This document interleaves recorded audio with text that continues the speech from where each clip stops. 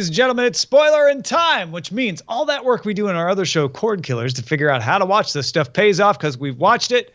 Maybe we've enjoyed it. Maybe we haven't, but we're here to talk about it starting later at the very end. So it's not starting, it's ending with Justified episode 8, season 5, The Expanse episode 6, season 2, Get Out, the movie, and Logan, the movie. I'm Tom Merritt, Brian Brushwood. Are you ready to talk? Man, this is going to be a big one. This one's going to be a big one. I feel like you and I can't handle it by ourselves. We need another set of eyes, another pair of arms. Owen, JJ Stone, get in here on Spoilerin time.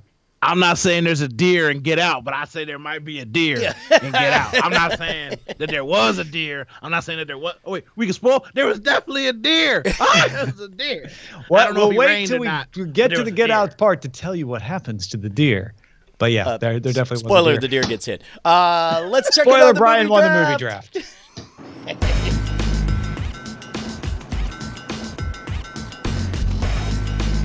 I mean, it's not official or anything, but it is mathematically impossible for anyone to catch Brian Brushwood. The only question is, with Logan, $88 million on the books, could it make enough money to put you over $1 billion?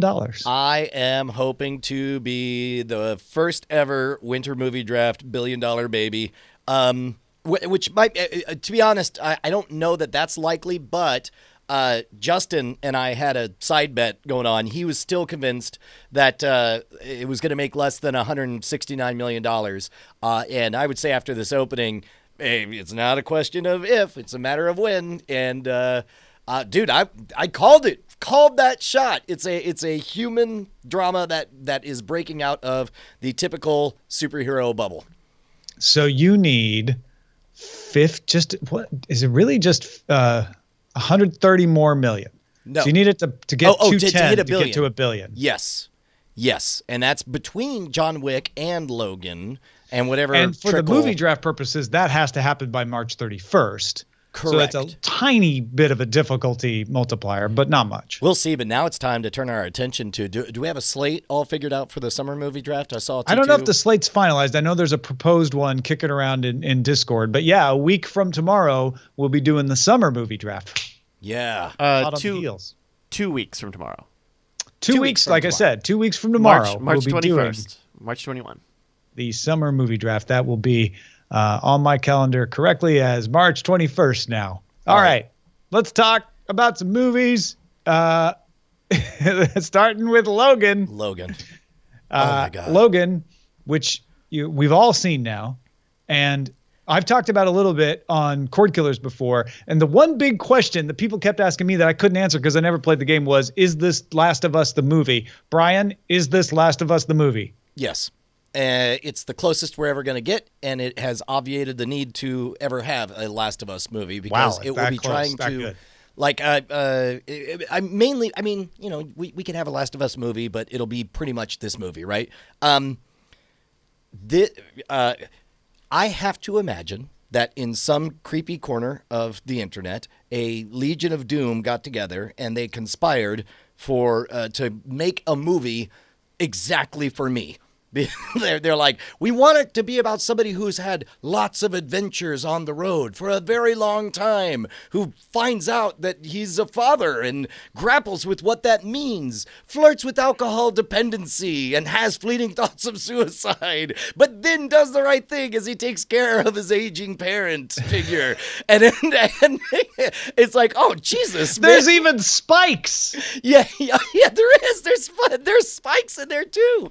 It was so right for me, and I'm not gonna say it's right for everyone, but I cried 4 times. I cried with joy. I cried with sadness. I cried for the human condition. It was just loved everything about this. I am itching for there is a non-zero chance that I will leave and go watch the movie again by myself immediately after this. It was great. I also have enjoyed the movie quite a bit. I'm curious, Owen, JJ Stone, what you thought.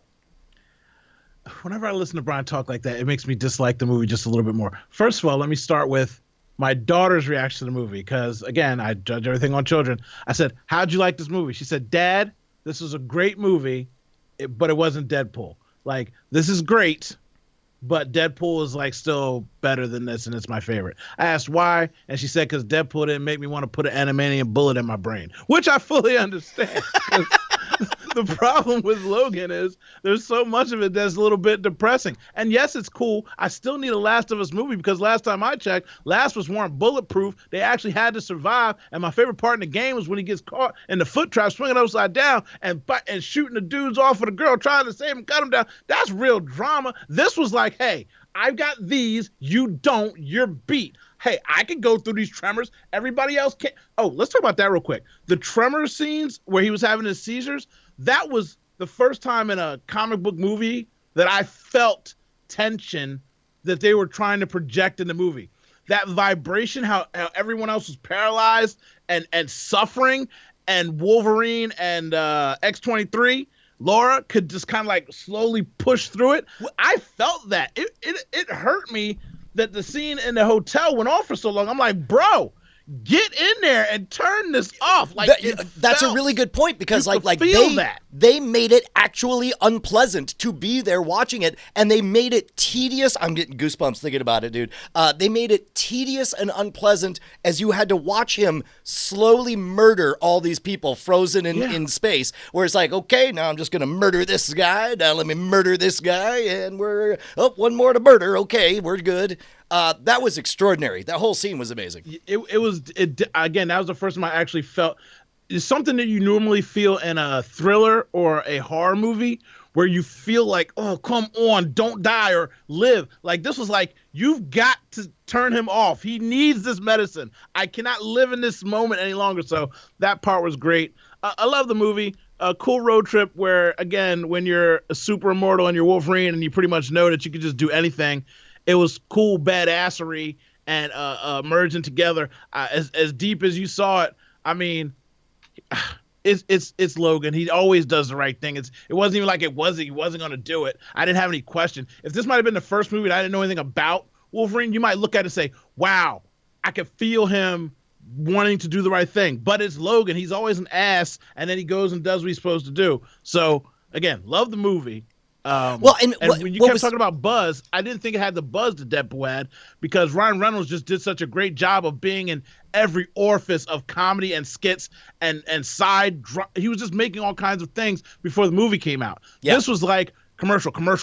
We're killing people. We're cussing. Commercial. Oh, guy, we're doing it. Commercial. So they're making money. Like the movie. Love the movie. Tom? I can't add too much to what you guys are saying. I mean, I totally agree that there ought to be a warning about heart conditions for people going into that because of that scene. I think the things that still stick out to me. Heartache conditions. Yeah.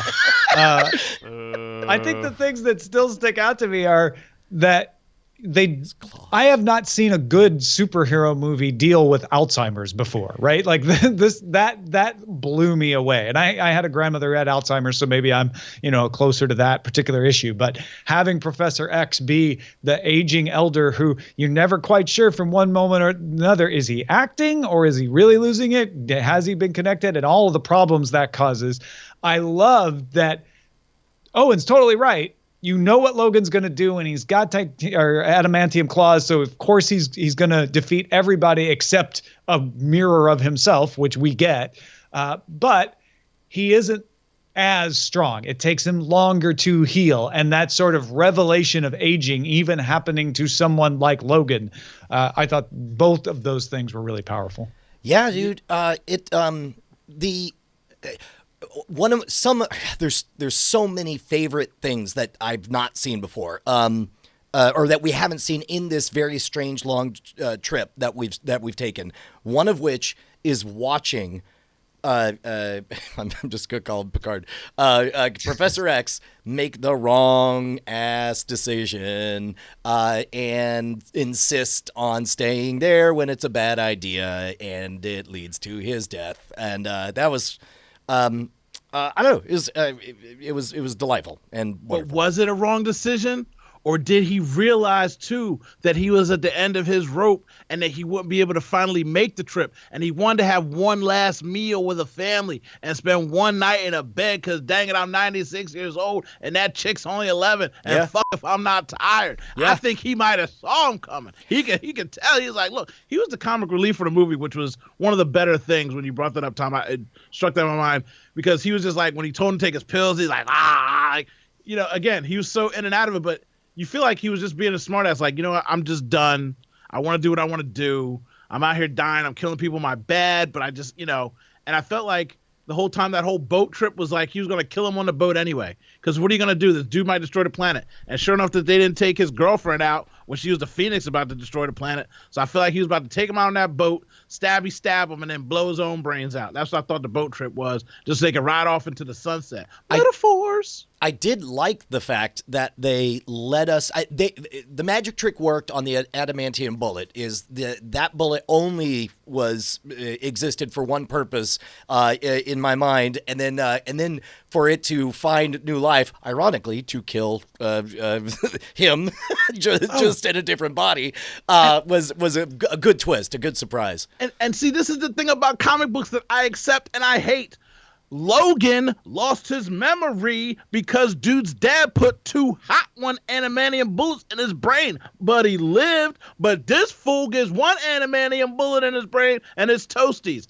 Oh, I hate comic books, but that's the reality. It was a denser adamantium, obviously. Yeah. This adamantium is the cookie dough adamantium, but the new Wolverine didn't have more souped up adamantium. Come on, brother. Hey, I'm just saying, look at these comic books. How about that moment when Logan finds out or realizes that there's no Eden waiting for it, and Professor X is just like, so what? This is it. Let's just go. It was great. Yeah. Did you cry at the last moment of the moments, Brian? There was one moment where I thought to myself, "This is beautiful. This is art." Yes, when they had they buried Wolverine, they buried Weapon X, and then the kids was like, we gonna put some rocks on his grave, and they made the little wooden Jesus cross staff piece. And when everybody walked away, she's like, we ain't repping the Lord today, brother. This is weapon X. Turn that piece into the ground. I was like, yes, Lord, that's how we do Bryce, it. you were not a fan of that moment, it looks like? Super cheesy. That was the cheesiest moment. Hey, if you going to praise somebody, praise the man that saved you. Yeah. Praise the man that was resurrected 32 times and gave you life and shed his blood for your sins. Bryce, mute your mic, Bryce. Mute your mic. Okay? This is Wolverine. He died for your sins, brother. 32 times he died and shed blood, bullets. Yeah, man. If that's cheesy, hand me a cracker. That's how we do it. That's how we do it, Bryce. I won't hear nothing about that. Blasphemy. Blasphemy. Hey, what do you think the odds are that in those first establishing shots of the kind of, I don't want to call it quite dystopian, but this less than attractive 2029 that we're seeing, how many of those scenes do you think were shot after the beginning of November? Like, it felt to me like there was definitely some establishing shots and stuff they threw together just to reflect the charged political climate that we live in right now. I think that they That's a really interesting question, yeah. I don't think they were, because you don't have to wait till November to have that guy talking outlandishly about rapists and murderers and victims and the wall. Because, they got the Spanish woman that saved her life. It was in Mexico. All the Latinos down there saving people. I don't have that vision lost on me either, brother. They out here, look. The white man out here trying to scientificate, and the Latinos out here trying to save these kids. See, that's what we got the 45 that messed it up. So I think they wrapped up filming in August. So there's plenty of time, I guess, between November to slip something in, but that's a tight schedule. Yeah. Okay. Interesting. And yes, the only odd moment was seeing all that Shane played. If I had seen Shane, I would have understood that. I think that the movies are the same, but I hadn't. So it was just an odd. It was an odd but pleasant quiet period to regroup and head into the next adventure. Yeah. And honestly, if they wanted, this movie in all of its pain and agony gave birth to a new generation of superheroes, right? Like you could recast all of them, although I wouldn't recast Laura. She was amazing already. And you could turn that into the next generation. Hey, one of my fears going into the movie was that the violence would seem overly gratuitous because, again, and this exists thanks to Deadpool. Deadpool made all the money, and they're like, rated R Logan movie.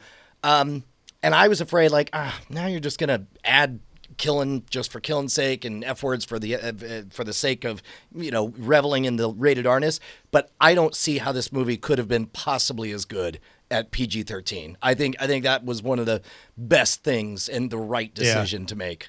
Language-wise, I don't know that needle tipped either way. I didn't notice the language watching it, but it might have stuck out when you're like, well, somebody in that situation would definitely curse and they didn't, maybe. I don't know. But the violence I did not feel was overused, but illustrated the seriousness of the situation in a way that needed to be there, I think. Yeah.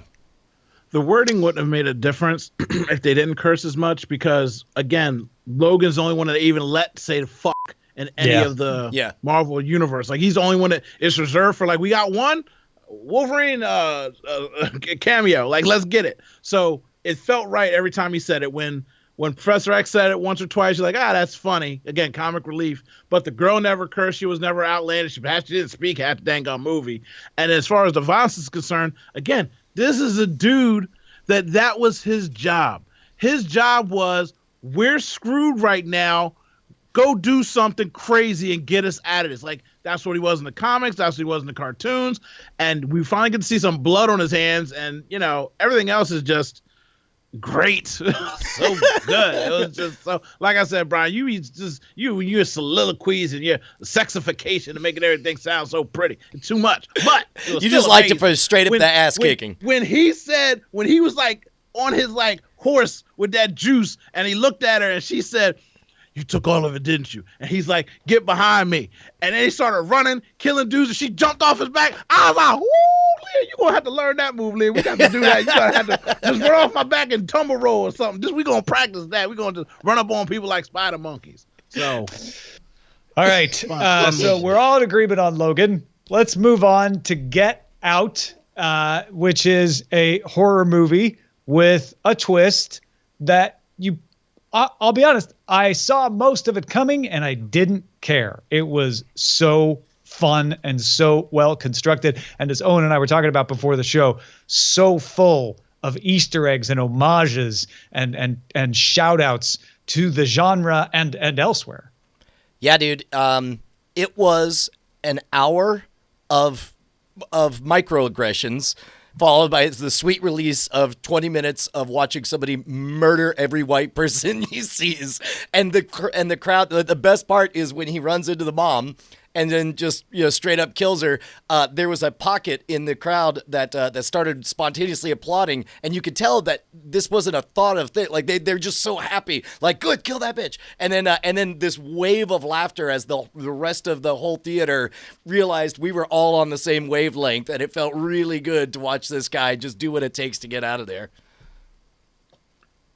This is where I feel like I'm Brian and I've got lotion on my desk. I'm about to dim the lights and I feel like this movie is just something special, make me feel some sort of way. Okay. This was a great movie. You know why this is a great movie? Because when you have white friends, it's kind of like when watching Coming Home to Dinner. When you have white friends that have black friends and are listen to rap music and understand, you still don't get it. When you watch this movie, you get it. Yep. Like, your parents aren't racist, but something ain't right. You know what I mean? Like, your parents are cool, but something ain't right. Your brother's like it. But in this whole movie with the subtlety and the way it feels, that's how black people feel hanging around white people. You just one wrong moment away from, was he joking or was that serious? And do I need to get out of this house? I mean, it was just great. That was the astonishing thing is that it truly, it did something important for a movie to do, which is and obviously I'll never know what it's like to be raised black or whatever,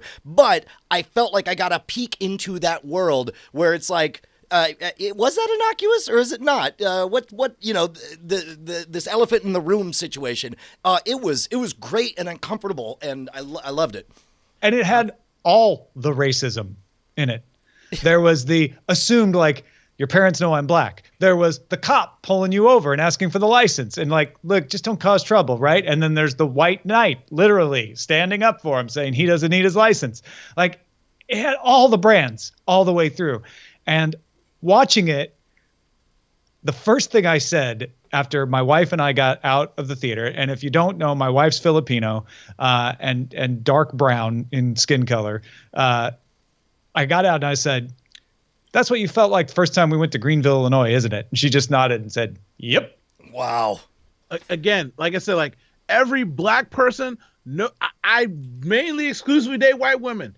And Owen's cool as a friend. Ha ha, funny guy. Owen, you're dating him? Oh, he's all right. Owen, you're getting married? Oh, shit, he might have niggling babies. We got to stop this from happening at all costs. We can't. He would just go back to being his friend. And that's happened a lot. It's a real thing. And this movie just, again, portrays it so well. And then if you let me, I just run through some of the Easter egg things in the movie.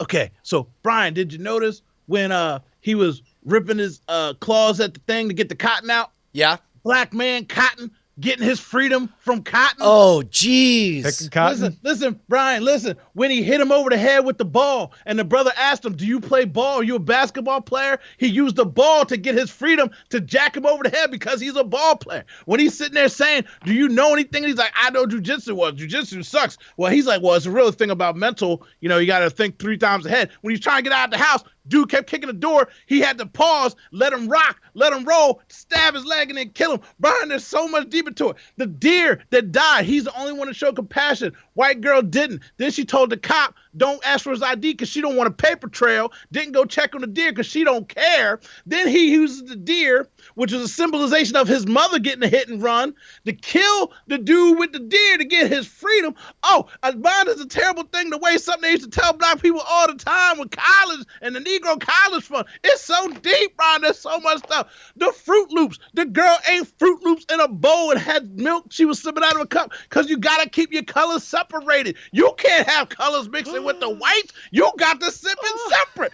The alpha omega little signs on the thing when they rolled up, it's the end. Negro, this is the end of the road for you. When she goes to the dad, and the dad said, yeah, my dad almost beat Jesse Owens. And then he went out there and showed Nazis that the black people are the superior athlete. He took that away from my father, going out there to say that the white man is a superior athlete. Oh, the racism started so early. And then when he's out there running in the middle of the night, oh, that's the dad running because he used to want to beat Jesse Owens. And then, there's so much stuff, Brian. I'm going fuzzy because I'm so excited. It's so deep. The movie's so deep, Brian. But it's not just deep. That's the really cool thing is like, there's all these things people are like, oh yeah, I noticed him, trying to be nice. And I noticed them being dismissive of the woman that we later find out was the grandmother. Right. But we think at that point, like, oh, well, maybe that's a little casual racism there. Like there's all the things you would expect to see. And then there's this whole other layer. And I caught some of them, not all of them. And afterwards, I started looking online, and they just keep going down and down and down. You're right. You go fuzzy trying to follow it all. And on top of all of that, I mean, and I'm with Tom. You just blew my mind. And if I could, I would watch. In fact, you and I just need to sit down the moment this comes out on DVD or Amazon. You could just we'll Skype, and you could just walk me through everything. But the one thing that even I very much picked up on is that these are real experiences. Nobody sat down and made up this thing. This was clearly written and drawn from a place and real experiences that I assume are universal to not universal, but that a lot of black people have felt. Yeah. And again, it's a general thing. Like even the cup being the trigger for her, that's just something very subtle and small. Racism can be very subtle and small, where you're not seeing it coming, but it has a power about it that can take over in an instant, and that's what that cup was about. How great was that hypnotism scene, by the way, where it just snuck up on you, just like it snuck up on him. It was awesome. that was the only part of the movie where I felt some sort of way. Like, I felt like, this is like, making me feel a little emotional. You know what I mean? Like, I lost my dad. You know what I mean? Like, people die, your family. And he's sitting there upset about his mom. He didn't want to do right there. And then when he went into that place and he was just trapped and looking through that view and knowing that I didn't understand how that whole worked. You take the person's brain out, but they're still in there. Once you take their brain out, I didn't get that. Yeah. Like, that's playing with the soul and all that kind of stuff where you're still deep inside. But having to know that you're watching your whole life through that box and into sunken place, woo, that's deep. That's rough. I couldn't do that, brother. Something got to happen. But yeah, we go through it, man. Like I said, I just ran through like little stuff, like even the Flash, how the Flash triggers, how he felt uncomfortable with black people that aren't quote unquote black enough. Like even for black people, it had that subtle thing, like, hey man, just because they're light skinned doesn't mean they're not black. You're being racist against people being racist. Like you can't. Like there was all kinds of layers of every orifice of it. How did you like? I think they did a really good job of threading the needle on the wacky TSA friend because in some like that could have been cheesy and silly. It could have felt like you're suddenly watching a scary movie or something. But instead, it was this release. Every time we cut away to him, I was just like, oh, good, I'm not there anymore. We're talking with a real person, and then you would go back in. Did that work for you?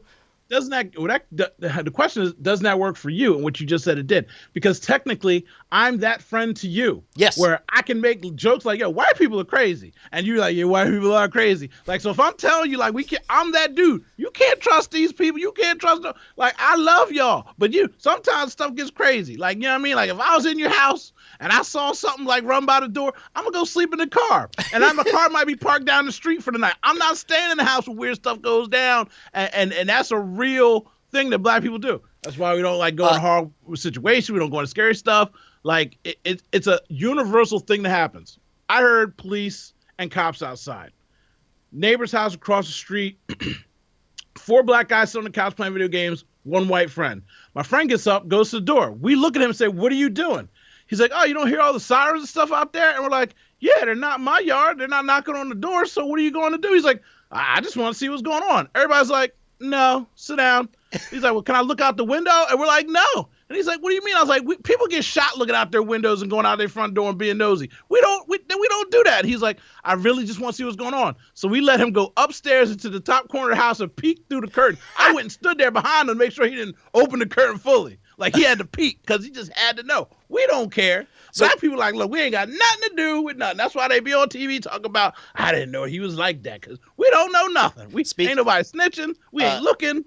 Speaking of which, that of the police, that ending, that moment you see those lights, and it's like, and this movie has given every indication that it is comfortable ending very, very darkly, and it's like you get to that moment and you're like, oh, look what this looks like, and it's just like, oh god, and then the look on her face, it's a Scooby-Doo ending. Look of that last moment where she was just like, baby.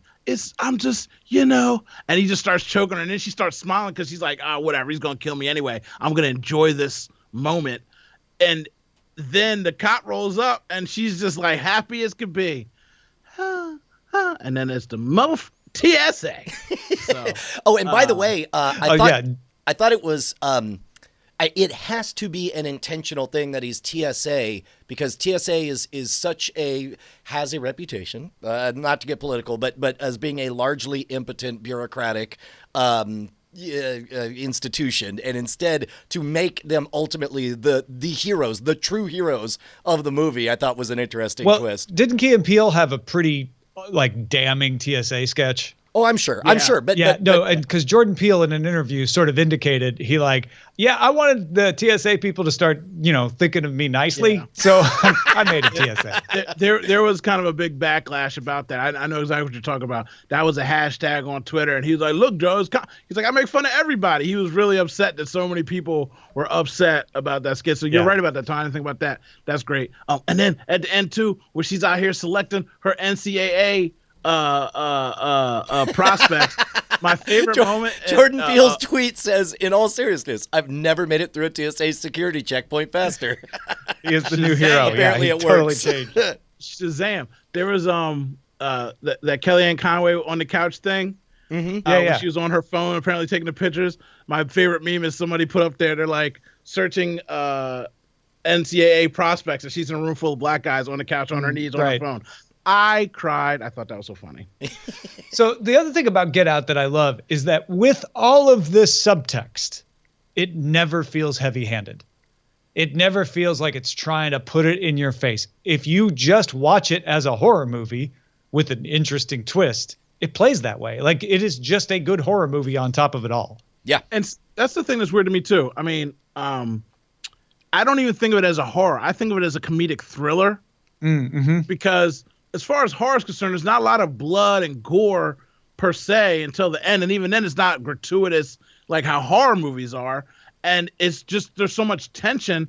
I'm like, the commercial, the trailer made you feel like it was a horror movie.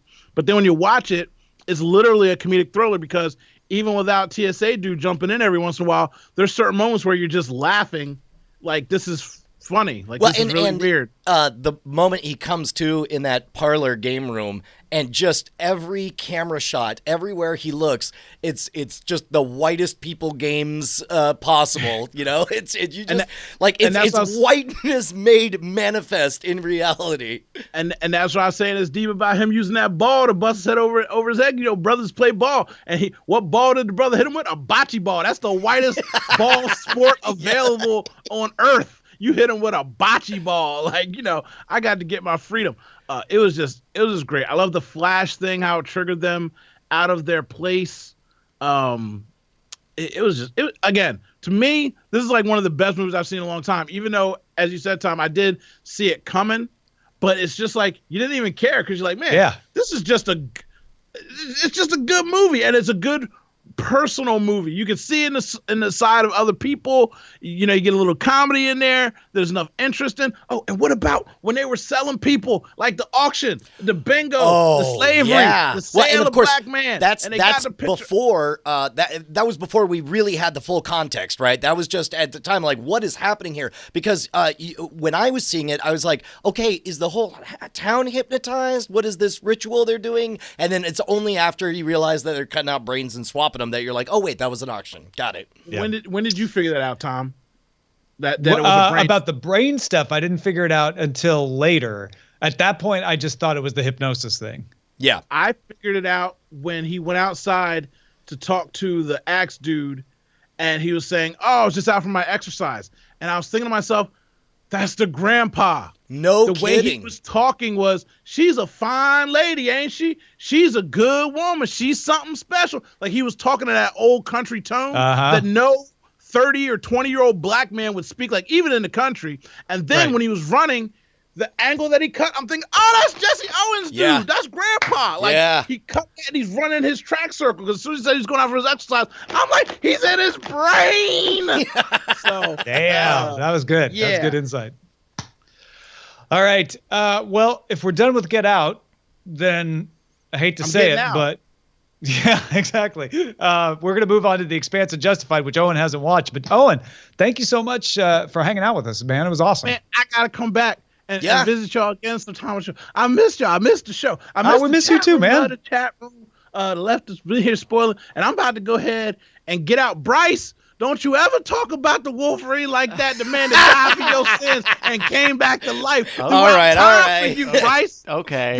Get out, Owen. We love you. Hey, Bryce, instead of this, you throw up this, Bryce. That's how we do it. Right. From now on, you throw up the X. Twitter.com/ODocta, OHDOCTAH. Watch them on DiamondClub.tv on Mondays for sports talk right after Cordkillers, as well as many other fine shows. Thank you, Owen. JJ Stone. Later, guys. Take care. All right. Shall we move on to The Expanse? Yeah, man. The Expanse was a weird one, because after the emotionally exhausting previous episode, I mean, this was setting more stuff up. You know, we saw a little fussing within the group. I did enjoy the totally separate event, or the vignette, I guess, basically, of the creator of the Epstein Drive or whatever. I feel like they missed a great opportunity. How great would it have been and I don't know that character shows up. In my mind, it's just a backstory element that they have. And assuming that's the case, and it would only be, for a short amount of time, how great would it have been for Will Wheaton to have played that character, like just with his pedigree and everything, and all the context it would bring to it. Anyway. Oh, for sure. No, I love that they included that, because there's a bit of that in the books as well, and I'm not sure where they're going with it, because it's the kind of thing you very easily drop. It's the kind of thing you do drop from a book. So I wonder if there's something else they want to build on top of that. I'm assuming the guy is not like, well, maybe, I don't know, maybe he shows up as an old man or something. But yeah, but also as an isolated element, I'm enjoying that story very much, and thinking through, like, he's damned because of the efficiency of his drive, and he's on track to just, it says fuel 89%. You're like, oh crap, we're in trouble. Yeah. Also, the Bobby Draper scene on Ganymede is where we first meet her in the books. Got it. So I've been kind of excited to get to that point so that we can see what happens. What do you think is going on there? Well, this is the this is a Cold War story, and what you do is you get real close to each other in the Gulf of Tonkin, and one of you maybe almost crosses a line or whatever. I don't necessarily know how it's going to play out, but I feel like they're setting up for that to be a flashpoint moment. Yeah. But do you know who's attacking whom? No. Okay. I assume, I know that, we saw, what did we see? I remember seeing, we see, the ship that her commander is on get blown to bits. Yes. We see a rain of debris from orbit. Yes. And we see some crazy Earthers charging across the plains. And then when we see them closer up, we realize that they aren't in spacesuits and they look a little weird. Yes. Okay. That's a good way to put it. That is what I remember. But that's the problem with these cliffhangers, is I don't hold on to the question mark at the end very often. When I get to those cliffhangers, I think about all the other stuff. But it's great. Expanse continuing to kill it, enjoying it quite a bit. And you're right. This is kind of making a multi-limbed jump from one book to another. So the natural plots kind of wrap up at one point and then begin. And so this episode is very much a linkage episode. That feels right to me. So I'm curious if we get picked up and going in the next one. Not much else to say about the Expanse there. Naomi obviously doing a little circumventing of Captain Holden. So I'm not sure what's going on there. That was a great moment when they came out as sleeping together. And you find out that the issue is not that they are upset or surprised, but that they had an ongoing bet about how long it's been happening. Oh, yeah. There's a bunch of little character building parts of this, too. Like Amos beating the crap out of the guy in the bar to protect Alex and then thinking nothing of it. Yeah. But then realizing that Alex is bugged, it must be because I made him look weak. So let me give him a chance to beat back on me so that he doesn't feel weak. It's great to see that, there tends to be kind of four archetypal characters that you get. You always end up with Scotty, Bones, Spock, and Kirk, right? And it's cool to kind of see them collapsing into it, where it's like you've got the wild card cowboy in Amos, and it feels like a team that I know. Same thing with Always Sunny in Philadelphia and so on. That's why I love the Rocinante so much, because I love that crew. I'm glad it's finally coming together for everybody who's watching. Hey, you know what I'm not loving? What? You know what I'm not loving? Justified, episode 8, season 5. Brian and I talked a little bit on text message this morning, so I'm sorry if it undermines this conversation. But honestly, here's what I said, if you didn't see the tweet. I was watching this episode thinking, wow, Alicia Witt is pretty. And that's not usually the kind of thing I'm thinking when I'm watching any kind of TV show. It was hot garbage, tire fire. It was every character parading on one at a time, announcing their backstory, and then shouting their characters' motivations. There is so much. Like the writing is. Anytime they go from point A to point B, they make sure that a character says, "So what are we doing here?" And then the other character would say something like, "Let me tell you." Yeah, exactly. It was awful writing. It was awful. It was an awful episode, and I'm sorry. It just was boring. And last episode felt like linkage, right? Last episode was slow, but this episode ground to a halt. The only thing that really happened was, I guess we found out that Kendall's mom was Wendy Crow, which I didn't care know about. I needed to know. Yeah, necessarily, well, and that he had a crappy dad who was weak and uninteresting, and that Raylan is not going to go to Florida, but he almost took a vacation to Florida. Did. And the Crows actually had a little bit of advancement where, we see the fallout from the shooting, and they negotiate their way out of being assassinated, essentially for breaking the deal by wasting bodies, by saying, we'll put them in the truck, we'll drive them across the border. And obviously we get a little of the scheming, and Boyd is tipped off to the fact that there's more going on here, that Daryl Crow actually contacted these guys back in March. So this is not as kosher as it looks. That sliver of the show was interesting. Sure.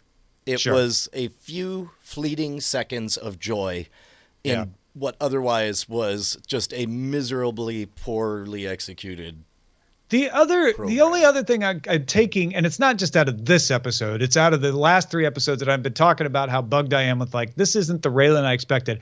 I'm starting to get the impression that what we're seeing is the decline of Raylan's ethics and morals. And we're supposed to see him just giving up little by little. Like, well, so I shot somebody. It was in the line of duty. Well, so I helped my wife, hide some money. We put it back. Well, like, he's slowly, tiny, step by step, giving in to things that aren't kosher. Yeah. And getting that guy to teach him the trick for being the 7th caller is the next step. It's not a huge step, but when you compare it to the Raylan from season 1, that Raylan would have never done that. Yeah. So this was which one? The Whistle Past the Graveyard, was that the title of the episode? Yeah. Episode 508. Gambling Man in the chat points out that this is on IMDb the worst reviewed of all of them. Well, there we go. Okay. So makes sense. Well, there we have it. Honestly, I still like the show. I'm not going to let this one episode put me off. I'll probably watch one as soon as we're done here. Yeah, and then go see Logan again. We're gonna see it all the way through. You can't hit a home run every time you come to bat. But specifically, the rumor is, Tom, we've made it past the one low point, and after this, it gets way super good. We only have like 18 episodes left, too. I know. It'll be interesting. Yeah. We will start thinking about what to watch afterwards. That's what ideas are bouncing around in our head and how to go about all that. So keep an eye on the patreon.com/Cordkillers. That's all I got. Love you guys. Thanks everybody for watching. We'll talk to you next time.